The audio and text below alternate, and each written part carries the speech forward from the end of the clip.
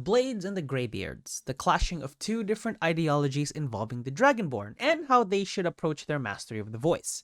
Honestly, seeing these two groups go at it, although not as hard as the Stormcloaks and the Imperials during the meeting for a ceasefire in the midst of the dragon threat, was pretty amusing.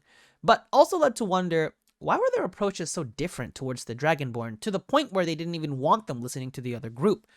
Of course, whichever side you choose in the game doesn't really affect the story on a grander scale, although if they choose to implement this decision in the upcoming Elder Scrolls game would be a different matter entirely, but it is a question of differing beliefs. Hello everyone and welcome back to the channel, and today we will be taking a look at the Blades and the Greybeards, particularly the differences in their ideologies resulting in their tug-of-war mini-storyline with the Dragonborn. We are going to go a little bit into the history behind the two factions, as they are important to how they oppose each other when it came to the last Dragonborn. The Blades were a military faction formed in service to Riemann Cyrodiil and would pass down the Dragonborn emperors of Tamriel through the Cyrodiil and eventually the Septim dynasty. The Blades served as guardsmen and advisors to the Dragonborn emperors fighting to maintain peace and prosperity throughout Tamriel, but also had a previous role of slaying dragons, a role they would return to by the events of Skyrim. Of course, when the final Septim, Martin Septim, died in the event of Oblivion, the Blades no longer played an active role in the Empire, instead holding out at Cloud Ruler Temple until they were hunted down by the Aldmeri Dominion in the 4th era.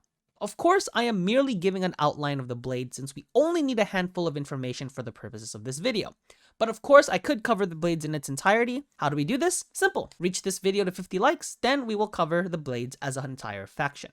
Because of how the Blades operated at the peak of their power, they were much more aggressive towards their stance with the Dragonborn and how they should use the power of the voice, which was used in stark contrast to the more reserved approach from the Greybeards. This is where the lore gets a little more interesting, at least in my opinion. The Greybeards were formed due to the realization of one man, Jurgen Windcaller, during the first battle of Red Mountain as a part of the Greater War of Succession. Jurgen Windcaller was a very powerful wielder of the voice, perhaps noted as one of the most powerful tongues in Tamriel's history, and lived in the first era of Skyrim. He had joined the Nordic army in the Battle of Red Mountain, where they aimed to maintain territorial control over the combined forces of the Chimer and the Dwemer.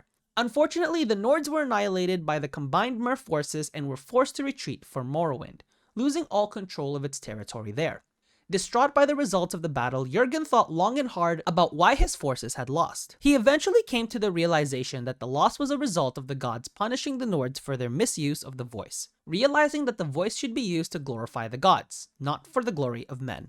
With this, Jurgen had retreated to the top of the throat of the world, where he built High Hrothgar, and started the organization of the Greybeards, doing so in a secluded area closest to the sky where they can use their shout in glory of the gods while not interfering with the affairs of the men below, and it has survived ever since. However, while all Dragonborns and tongues would have likely taken the trek to High Hrothgar to seek and expand their knowledge of the voice, including the likes of Ulfric Stormcloak and Tiber Septim himself, and also probably among the many Draugr who now haunt the Nordic crypts throughout Skyrim. Not all of them follow the beliefs and teachings of the Greybeards and had used them for their own personal gain. Of course, Tiber Septim used his voice for a grand conquest of Tamriel in the First Era, while Ulfric used his power to kill the High King of Skyrim in pursuit of his own appointment to the throne. We will specifically narrow this conflict to the Dragonborn in the 4th Era. Who do you side with? The Blades or the Greybeards? Unfortunately, choosing one or the other in the events of Skyrim doesn't really unlock a brand new story for the Dragonborn to experience in the game, although the door is open to making some what-if scenario videos down the line, which we can absolutely do if this video reaches 150 likes. Instead, you are given one or two types of Radiant missions, locating Words of Power throughout Skyrim, or slaying dragons from burial sites. So this doesn't really become a question of which missions you'd like to undertake, at least from a lore aspect, but comes down to one question. Are you willing to kill Paarthurnax? And I will admit to something. When I first played this game back in 2011, I chose to kill him because I thought the Blades were cooler than the old men that live on top of a mountain meditating all day, so I made that decision. But in my most recent playthroughs of the game, I had begun to change my perspective. Let's look at it from a lore standpoint, quests and gameplay aside. When you side with the Blades, it means a couple things. The first one is that since we were willing to kill Paarthurnax despite the amount of help he's given us throughout our quest to destroy Alduin, for his past atrocities during the Dragon War, which we could not ignore. The Blades believe that there is no redeeming quality for the former lieutenant of Alduin for his actions during the Dragon Rule. The second is that the Blades would follow the Dragonborn again, and would likely mean that they would embark on a journey to protect the Dragonborn and likely expand its influence. A possible claim to the Imperial throne, or maybe a possible alternate timeline scenario where we lay out the journey, almost making an entire story out of it? Who knows? Anyway, if you choose to side with the Greybeards, you would be sparing Parthenax's life.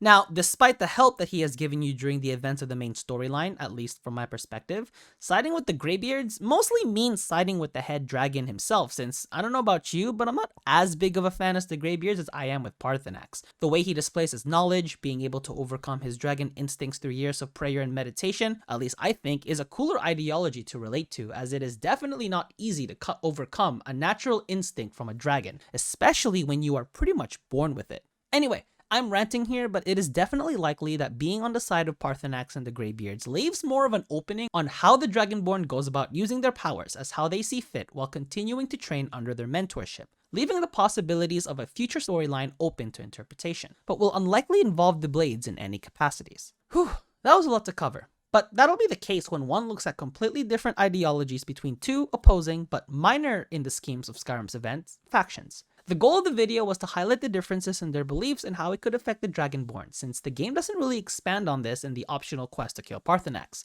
But as always, let me know your thoughts in the comment section below, and leave a like on this video if you enjoyed, and consider subscribing if you want to see more content. Other than that, this is Enzo signing out, and I will see you all in the next lore video.